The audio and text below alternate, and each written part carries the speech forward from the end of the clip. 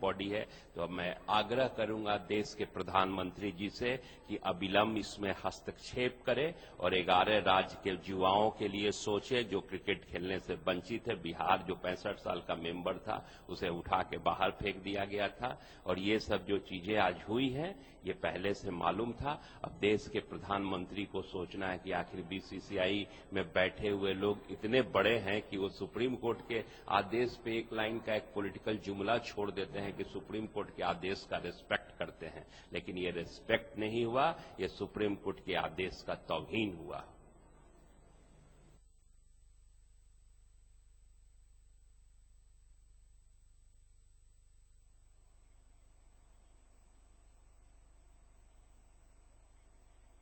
जी दीपांशु यहां पर आपको रोकना चाहेंगे। जी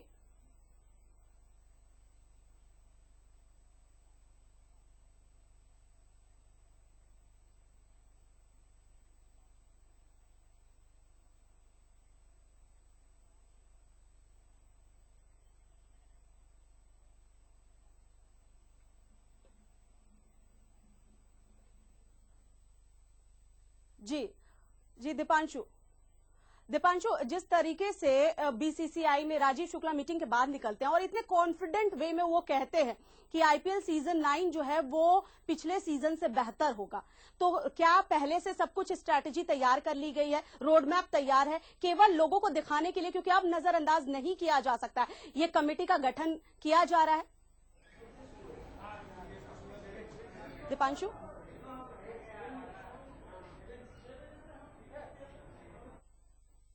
दीपांशु आवाज आप तक पहुंच रही है?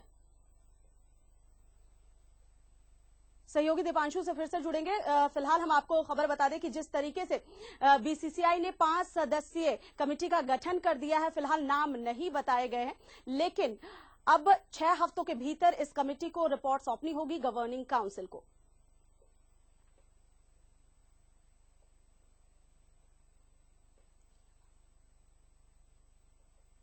तो बीसीसीआई ने जस्टिस लोढ़ा कमेटी की सिफारिशों को माना है। 5 सदस्यों की एक कमेटी बनाई है बीसीसीआई ने। कमेटी को 6 हफ्ते में अपनी रिपोर्ट जो है वो देनी होगी। गवर्निंग काउंसिल को ये रिपोर्ट सौंपी जाएगी। रोड मैप पूरी तरीके से तैयार करेगी ये कमेटी जिसका गठन किया गया है। 5 सदस्य कौन होंगे इसके नाम का खुलासा 1-2 दिनों में कर दिया जाएगा, जैसा कि राजीव शुक्ला ने कहा है। लेकिन आईपीएल सीजन 9 जो है वो ज्यादा बेहतर होगा पिछले के सीजन से, ये कहना है राजीव शुक्ला का।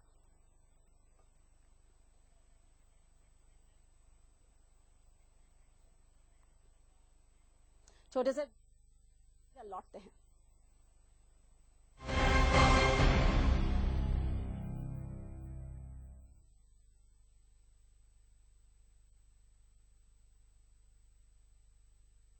देखिए रसोई से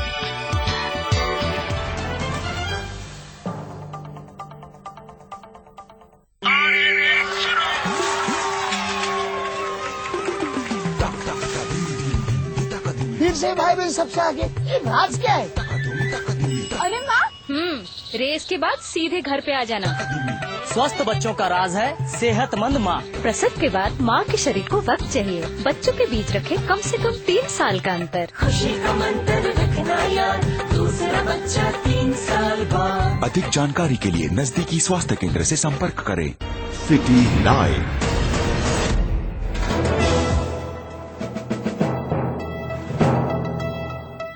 आज तुम्हारे हाथ के पराठों ने तो माँ की याद दिलाती। और लेकर आती हूँ। हमारा इरादा ये है कि अगर आप एक सिलेंडर छोड़ते हो तो मैं वो सिलेंडर उस घर को देना चाहता हूं जिसमें लकड़ी का चूल्हा है और जिसके कारण पॉल्यूशन होता है और जिसके कारण उनके बच्चों को धुएं में पलना पड़ता है और बीमारी का घर हो जाता है। ये अब आप फोन में क्या कर रहे हैं?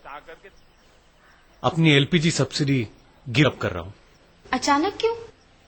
मैंने अपनी माँ को लकड़ियां चुनते हुए देखा है, मेरे लिए खाना बनाते हुए धुएं में अपनी आंखें जलाते हुए देखा है। मेरे गिव इट अप करने से उन कई माओं को गैस कनेक्शन मिलेगा, जो आज भी लकड़ी के चूल्हे पर खाना बनाती है। आप भी अपनी सब्सिडी छोड़ने के लिए www.mylpg.in या www.giveitup.in पर लॉग इन करें। पेट्रोलियम एवं प्राकृतिक गैस मंत्रालय द्वारा जनहित में जारी।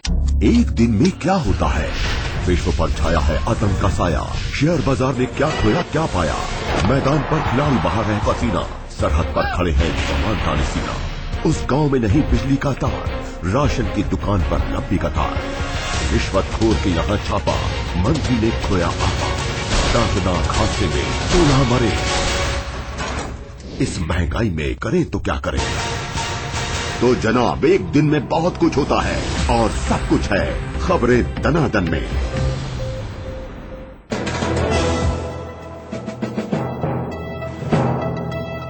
सतरंगी तहजीब से सराबोर फनकारों के मखसूस कलाम। उसको फुर्सत नहीं मिलती कि पलट कर देखे। हम ही दीवाने हैं, दीवाने बने रहते हैं।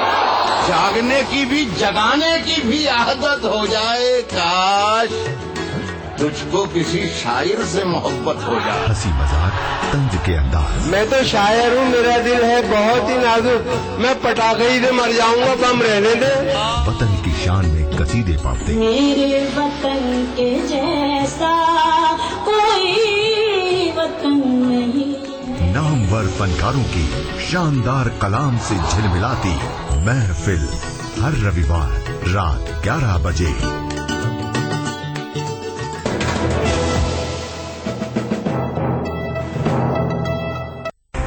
कश्मीर से कन्याकुमारी तक कौन कहता है हम अलग हैं, जब शगल एक है और तलब भी। चाय की प्याली के साथ दुनिया।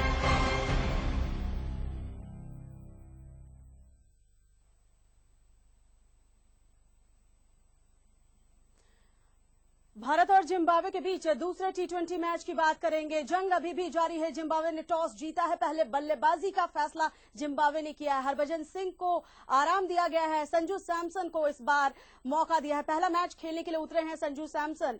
तो जिम्बाब्वे की तेज शुरुआत हुई है, भारत ने वापसी लेकिन की है। संदीप शर्मा और मोहित को एक एक विकेट मिले हैं। वहीं हरभजन सिंह को आराम दिया गया है, संजू सैमसन को इस बार मौका दिया है। अंजक रहाणे ने, जिम्बाब्वे ने टॉस जीता और पहले बल्लेबाजी का फैसला लिया गया है। 15 ओवर से ज्यादा बीत चुके हैं, लेकिन फिलहाल जिम्बाब्वे की तेज शुरुआत के आगे भारत ने भी वापसी की है। 4 विकेट झटक लिए हैं भारत ने। संदीप शर्मा और मोहित को एक एक विकेट मिले हैं। तो तेज शुरुआत जिम्बाब्वे की कहेंगे। दूसरे टी20 मैच की बात हम कर रहे हैं। टॉस जीतने के बाद जिम्बाब्वे ने पहले बल्लेबाजी का फैसला लिया और भारत ने गेंदबाजी करते हुए 117 रन पर 4 विकेट झटके हैं। भारत ने 117 रन जिम्बाब्वे ने बचाए हैं। 15 ओवर के बाद के स्कोर हम आपको बता रहे हैं। 117 रन जिम्बाब्वे ने बनाए हैं, 4 विकेट भारत ने झटके हैं। तेज शुरुआत रही जिम्बाब्वे की, लेकिन भारत ने वापसी की। 4 विकेट भारत ने अभी फिलहाल झटक ली है, जो खबर मिल रही है। तो जिम्बाब्वे की तेज शुरुआत के बाद भारत की वापसी हुई है। 4 विकेट भारत ने अब तक झटके हैं। 15 ओवर से ज्यादा का वक्त जो है बीत चुका है और 117 रन से ऊपर जिम्बाब्वे की टीम जो है चल रही है।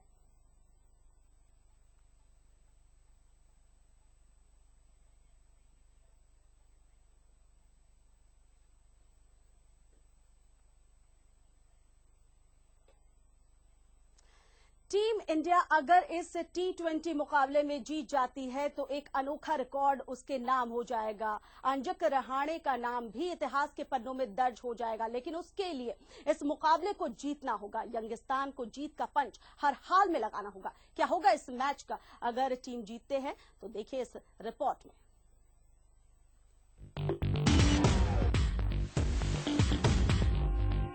यंगिस्तान का जिम्बाब्वे दौरा अभी तक शानदार रहा है। रहाणे की अगुवाई में टीम इंडिया ने हर डिपार्टमेंट में जोरदार खेल दिखाया है और अगर इसी कड़ी को आगे बढ़ाते हुए भारत जिम्बाब्वे के खिलाफ दूसरा टी20 मुकाबला जीतती है तो रहाणे भारत के लिए टी20 में रिकॉर्ड बनाएंगे। अगर टीम इंडिया दूसरा टी20 जीतती है तो पहली बार जिम्बाब्वे में वनडे और टी20 सीरीज में क्लीन स्वीप होगा। वहीं रहाणे दोनों सीरीज जीतने वाले पहले भारतीय कप्तान बन जाएंगे। दूसरे टी20 में रहाणे के लिए जीत अहम है। वहीं टीम इंडिया के लिए भी इस छोटे फॉर्मेट में अपना रिकॉर्ड सुधारने का शानदार मौका है।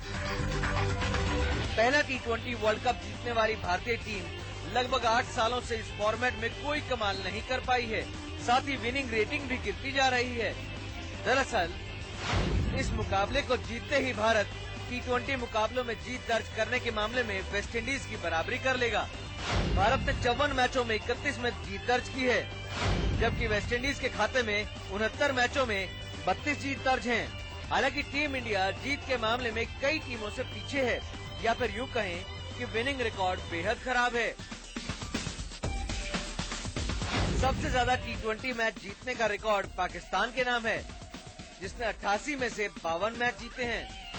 दूसरे नंबर पर 78 मैच में से 46 जीत दर्ज करने का रिकॉर्ड साउथ अफ्रीका के नाम है। तीसरे नंबर पर श्रीलंका है, जिसने 67 मैचों में से 42 जीते हैं। चौथे स्थान पर ऑस्ट्रेलिया है, जिसने 77 मुकाबलों में से 40 में जीत दर्ज की है। 80 मैच में 36 जीत दर्ज कर न्यूजीलैंड 5वें स्थान पर है। छठे स्थान पर 75 मैच में से 35 जीत दर्ज कर इंग्लैंड ने अपनी जगह पक्की की है।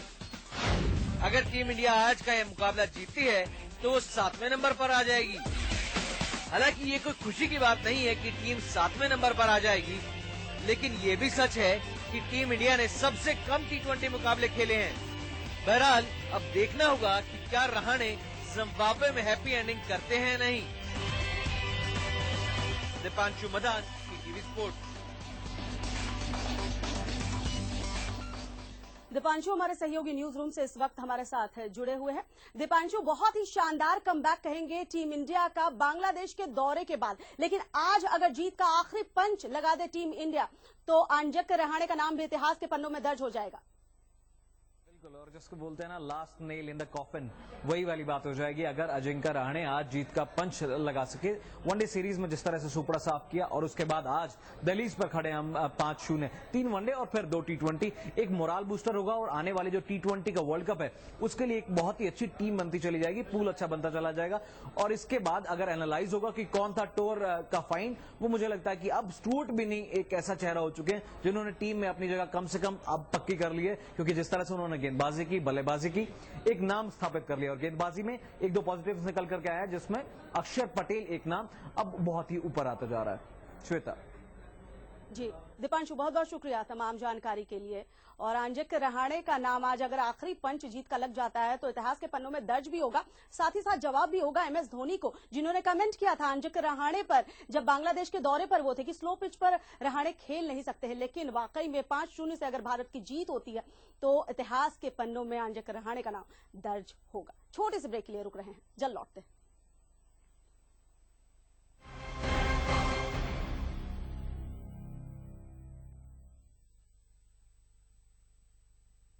जी आपकी दवा।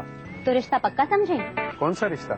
आपने हमें दवा दी और हमने आपको पैसे दिए, तो आपके और हमारे बीच में एक रिश्ता बन गया। बिल्कुल ठीक, ये रिश्ता पक्का। तो फिर इस रिश्ते पर मुहर लगाइए। मुहर? बिल दीजिए। ओह बिल? कुछ भी खरीदें, बिल जरूर लें। ऐसा करके आप नकली और तस्करी के सामान की खरीद फरोख्त पर रोक लगा सकते हैं। ये आपकी और देश की सुरक्षा का सवाल है। जागो गाहक जागो,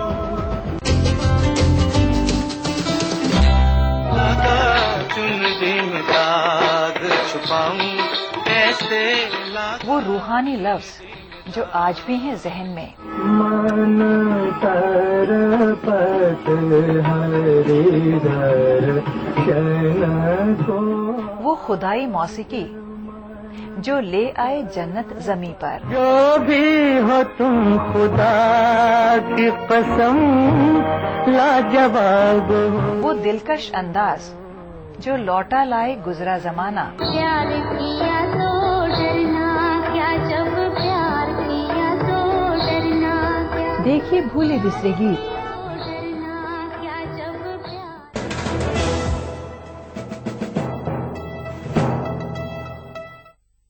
आज तकनीक से कूटनीति तक सब कुछ हो चुका है ग्लोबल। उड़ान कई, बाधाएं कई, एक तरफ पिछड़े देश, दूसरी तरफ चौधरी बनने की चाहत। हाथ मिलाने से ही नहीं मिल जाते दिल। चालाक ड्रैगन की पड़ोसी पर नजर। आधी दुनिया में अस्तित्व का समर सिर्फ कहने से ही नहीं बन जाता। वसुदेव कुटुंबकम।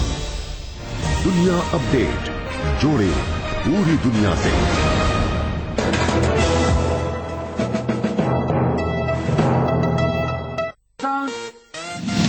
एक्शन, इमोशन और कॉमेडी,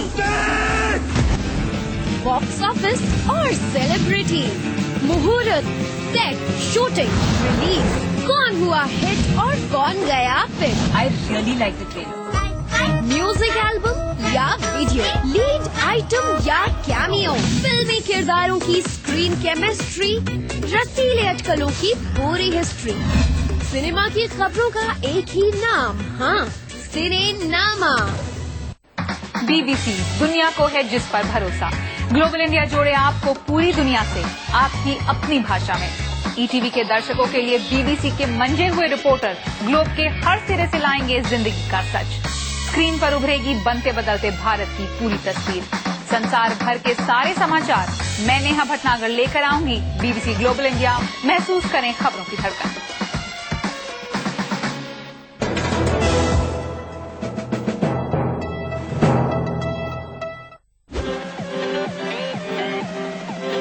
अगर आपको ऐसा लगता है कि सारी दुनिया उल्टी चल रही है, तो ये आपकी गलतफहमी है। इसमें पॉज, फॉरवर्ड, रिवर्स और रिकॉर्ड का कमाल है। देखिए, नो इफेक्ट, सिर्फ कमाल, रोमांच, जुनून और हैरत से भरी खबरें दुनिया के कोने कोने से। हमारे प्रोग्राम खबर गजब की, रविवार रात 8:30 बजे।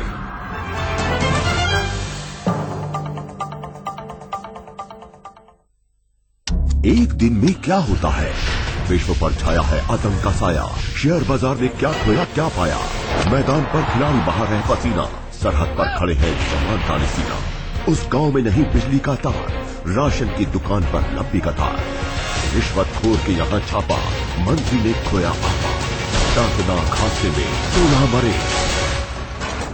इस महंगाई में करें तो क्या करें? तो जनाब, एक दिन में बहुत कुछ होता है और सब कुछ है खबरें दनादन में।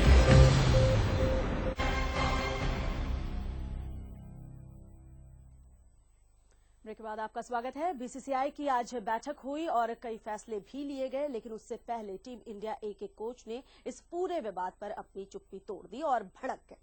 ये वही खिलाड़ी हैं जिन्होंने साल 2013 में हुई फिक्सिंग के बाद आईपीएल को अलविदा कहा था, लेकिन आज खिलाड़ियों की चिंता इन्हें सता रही है। क्यों भड़के दीवाल? द्रविड़ को गुस्सा क्यों आया? क्या राहुल से किसी ने कोई गलत सवाल किया?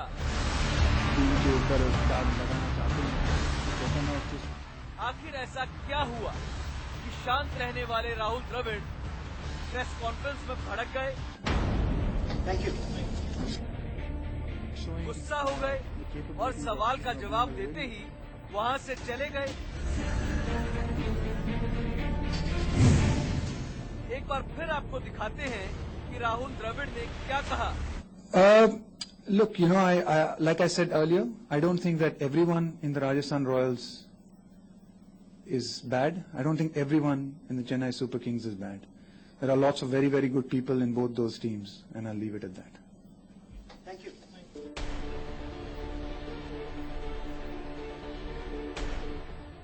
चलिए अब इस भड़ास की पूरी कहानी से आपको रूबरू कराते हैं। याद कीजिए 2013 का वो लम्हा जब राहुल द्रविड़ ने आईपीएल स्पॉट फिक्सिंग पर अपनी प्रतिक्रिया दी थी। I'm shocked, disappointed and distressed by the events that have resulted in the arrests last night and this morning. Rajasthan Royals is a special team and we have always operated like a family. So this is devastating. Spot fixing and corruption have hung over the game of cricket, which is extremely sad and dangerous.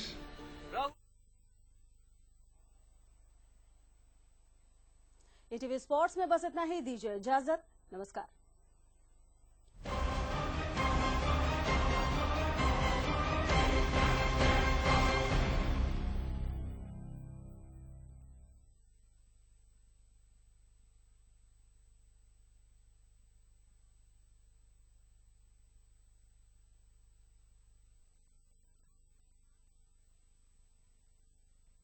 India जोड़े आपको पूरी दुनिया से आपकी अपनी भाषा में। ETV के दर्शकों के लिए बीबीसी के मंजे हुए रिपोर्टर ग्लोब के हर सिरे से लाएंगे जिंदगी का सच। स्क्रीन पर उभरेगी बनते बदलते भारत की पूरी तस्वीर।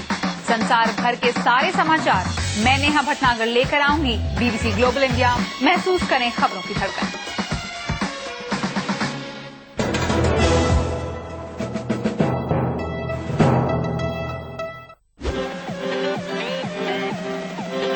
अगर आपको ऐसा लगता है कि सारी दुनिया उल्टी चल रही है, तो ये आपकी गलतफहमी है। इसमें पॉज, फॉरवर्ड, रिवर्स और रिकॉर्ड का कमाल है। देखिए नो इफेक्ट, सिर्फ कमाल, रोमांच, जोश और हैरत से भरी खबरें दुनिया के कोने कोने से।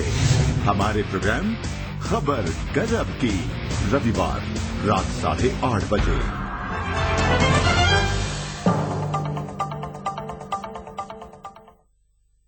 एक दिन में क्या होता है? विश्व पर छाया है आतंक का साया। शेयर बाजार ने क्या खोया क्या पाया? मैदान पर खिलाड़ी बहा रहे पसीना, सरहद पर खड़े हैं जवान ताने सीना। उस गांव में नहीं बिजली का तार, राशन की दुकान पर लंबी कतार। रिश्वतखोर के यहाँ छापा, मंत्री ने खोया आपा। दर्दनाक हादसे में 16 मरे। इस महंगाई में करें तो क्या करें? तो जनाब, एक दिन में बहुत कुछ होता है और सब कुछ है खबरें दनादन में।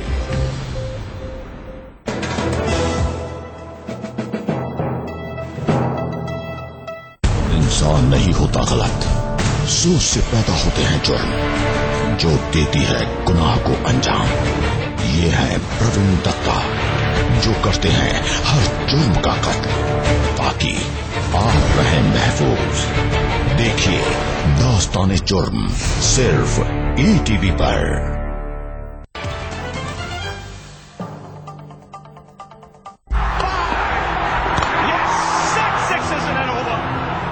आपने देखा है क्रिकेट का सुपर 6, तो भाई खबरों में हम कैसे रहे पीछे?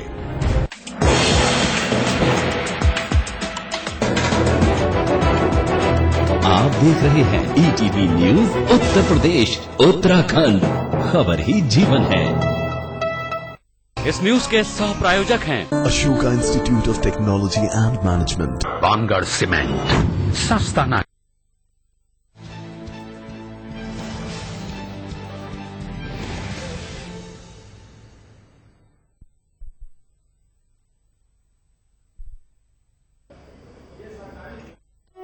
सारा सिंह के परिजनों ने की अमन मणि से मुलाकात, मौत से जुड़े कई सवाल पूछे और हादसे को बताया साजिश।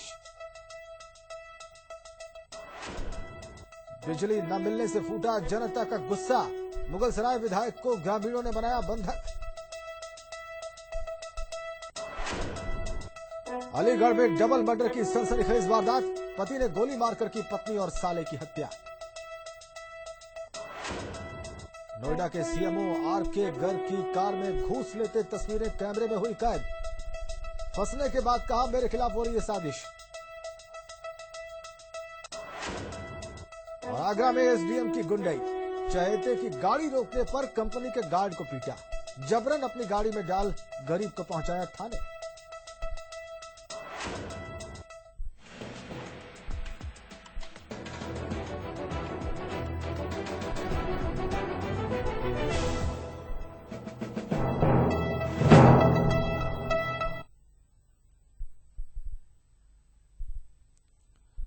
नमस्कार, मैं हूं राजेंद्र देव और आप देख रहे हैं सुपर 6@6। शुरुआत करते हैं एक बहुत ही रोचक खबर के साथ। विधायक जी पीटे गए, ये आपने सुना होगा, लेकिन विधायक जी को जनता ने बंधक बना लिया। बंधक बना के रखा इसलिए क्योंकि 15 दिन से बिजली नहीं आ रही है। ये संभवतः आपने नहीं सुना होगा। ये यूपी में हुआ है, चंदौली में हुआ है। देखिए,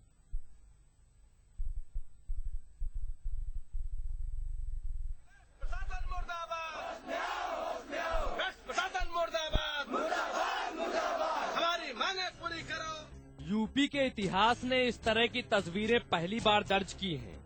पहली बार जनता ने अपनी समस्या को इस तरह से सामने रखा है। पहली बार अपने वादों और दावों से जनता को बांध लेने वाले माननीय को जनता ने ही लपेटे में ले लिया है। पहली बार वादा न पूरा करने पर जनता ने विधायक जी को बंधक बना लिया है। चंदौली के अलीम नगर के वार्ड नंबर 13 ने पिछले 15 दिन से बल्ब की रोशनी नहीं देखी है, पिछले 15 दिन से पंखा नहीं घूमा है, पिछले 15 दिन से लाइट नहीं आ रही है, गर्मी से बुरा हाल है। सभी अधिकारियों और जनप्रतिनिधियों से शिकायत की, लेकिन किसी ने नहीं सुनी। तो जनता ने बीएसपी विधायक बब्बन चौहान के आगे अर्जी लगाई, लेकिन उन्होंने भी एक कान से सुना और दूसरे कान से निकालने की कोशिश की। इतनी हीला हवाली देखकर लोगों का गुस्सा भड़क गया और विधायक बब्बन के साथ उनके एक साथी को भी बंधक बना लिया। हम जनप्रतिनिधि हैं, ये हमारी जनता की मांग को शासन और प्रशासन तक पहुंचाने का कार्य करते हैं। हमें लगता है कि आप भी अपने कर्तव्यों से विमुख हो रहे हैं, इसलिए आज हमें ये कदम उठाना पड़ा, अन्यथा ऐसा हम कभी काम नहीं करेंगे। किसी को बंधक बनाना कतई सही नहीं है, लेकिन वादों और दावों पर खरे न उतरना भी बेईमानी है। शिकायतों पर ध्यान न देना भी 420 है। वैसे तो किसी की क्या मजाल जो विधायक को बंधक बना सके, लेकिन लोगों की भीड़ के आगे कुछ कर भी नहीं सकते, जनता का विरोध भी नहीं कर सकते। अगली बार फिर इन्हीं से वोट लेना है, इसीलिए सिधाई के मामले में गाय को भी मात दे रहे हैं। ये बंधन इनके लिए पब्लिक का प्रेम है। बाकी उम्मीद है इस घटना के बाद अली नगर के वार्ड नंबर 13 के बल्ब और विधायक साहब के दिमाग की बत्ती जरूर जलेगी। Nitin Goswami, ETV news, Chandauli. विधायक को बंधक बनाने का विचार किसका था? क्या जनता में से किसी का था या विधायक जी का खुद का था? और इसके बाद होता क्या है, बहुत रोचक है। आगे बढ़ते हैं। आगामी विधानसभा चुनाव की तैयारियों में जुटी बीजेपी यादव सिंह प्रकरण को चुनावी मुद्दा बनाने की तैयारी में है। यादव सिंह के बहाने बीजेपी, समाजवादी पार्टी और बीएसपी दोनों पर हमलावर हो रही है और अब इंतजार है सीबीआई जांच पूरी होने का। बीजेपी का मानना है कि नोएडा प्रकरण और सीबीआई की जांच बीजेपी के संघर्षों का परिणाम है। क्या बीजेपी सही मायनों में इस प्रकरण का फायदा उठा पाएगी? देखिए।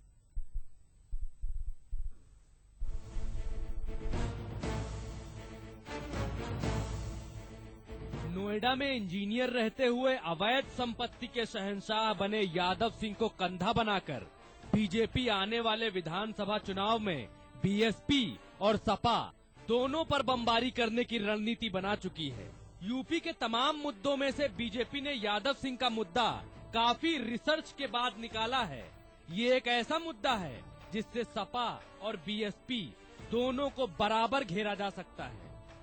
और उत्तर प्रदेश की राजनीति में भूचाल लाने का काम होगा अगर सीबीआई ने टाइम से रिपोर्ट जांच कर ली और जांच करके रिपोर्ट दे दी। यादव सिंह मामले की सीबीआई जांच को हाईकोर्ट ने हरी झंडी दी थी। अगर 2017 से पहले सीबीआई जांच पूरी हो गई तो इस जांच रिपोर्ट के मुताबिक बीजेपी चुनाव में जीत का काढ़ा तैयार कर सकती है। ये सौभाग्य की बात है कि देर से सही माननीय उच्च न्यायालय ने, हाई कोर्ट ने ये फैसला दिया कि सीबीआई जांच होगी। हाई कोर्ट के निर्देश पर सीबीआई यादव सिंह के 2002 से 2014 तक के मामले को खंगालेगी। यानी इस दौरान 2 बार समाजवादी सरकार रह चुकी है और मायावती ने भी सरकार चलाई है। बीजेपी के लिए यादव सिंह का घोटाला उतना बड़ा मुद्दा नहीं है जितना विरोधी पार्टियों को घेरना है। आगामी विधानसभा चुनाव में बीजेपी यादव सिंह के कंधे पर बंदूक रखकर सपा और बीएसपी पर निशाना साधेगी, ये तय हो चुका है। Ranjana, ETV news, Lucknow. अब देखना यह है कि यादव सिंह का मामला यानी कि भ्रष्टाचार का मामला क्या यूपी की सियासत में कोई रंग दिखाएगा? क्या किसी तरह से बीजेपी को लाभ पहुंचा पाएगा? क्या मुद्दा भी बन पाएगा? आगे बढ़ते हैं। घटना मेरठ की है। यहां के कोतवाली थाना इलाके के भगत सिंह मार्केट में नेत्रपाल स्कूल की इमारत टूटकर नीचे गिर गई। 4 लोग जख्मी हुए। सूचना मिलने के बाद भारी पुलिस फोर्स मौके पर पहुंची है और हादसा इतना जबरदस्त था कि ऊपर की इमारत का बल्बा नीचे की दुकान में जाकर गिरा और इसकी वजह से कई ग्राहक जख्मी हुए। उन्हें उपचार के लिए, ट्रीटमेंट के लिए डिस्ट्रिक्ट हॉस्पिटल भेजा गया है और इस वाकये के बाद लोकल लोगों में, स्थानीय लोगों में जबरदस्त गुस्सा है।